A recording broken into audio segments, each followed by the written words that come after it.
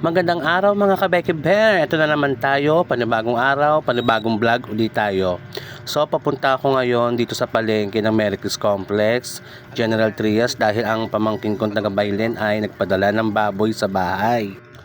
Ang bibiling ko lang naman pala dito sa palengke ay yung isasahog ko sa lulutuin ko ngayong tanghali. Ang lulutuin ko nga pala ay binagoongang baboy sa dahil lang nag-crave kami sa binagoongan.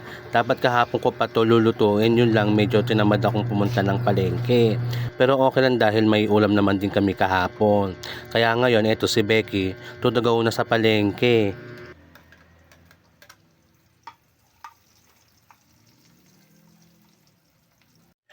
Nagsimula na rin pala akong mag-isa dyan ng bawang, sibuyas at kamatis. Isusunod ko na dito yung bagoong na luto na at yung baboy.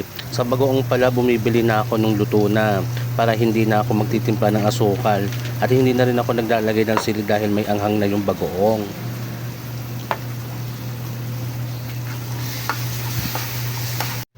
After kong maigisa yung bagoong, nilagay ko na yung baboy. Igigisa ko lang ito, tsaka ko siya lalagyan ng tubig at palalambutin.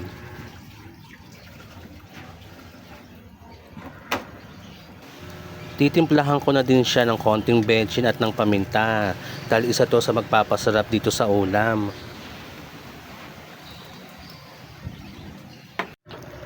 Nga pala mga kabeke bear, naglalagay pala ako ng bell pepper sa binagoongan. Ewan ko kung ginagawa nyo din ito. Para sa akin kasi mas masarap kung may bell pepper. Dahil malambot na yung baboy natin, inilagay ko na yung pinirito kong talong kanina. Imimekos-mekos ko lang to para ma-absorb ng talong yung sauce ng binagoongan.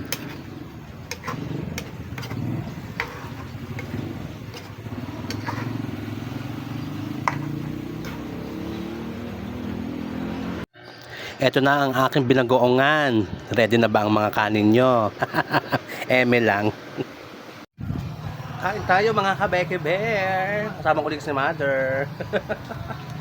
Alam namin binagoongan. Go.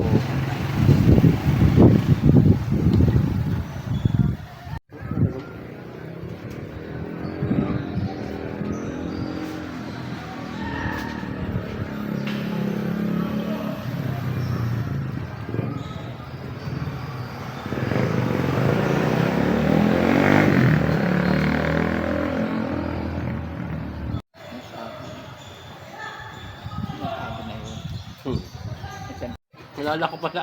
What happened? Kaya kasi anak na meron. Kaya mga kabeke bear, kung hindi ka pa naka-follow o subscribe sa akin channel, don't forget to follow and hit the subscribe button and notification bell to update on my other videos. Kaya bye!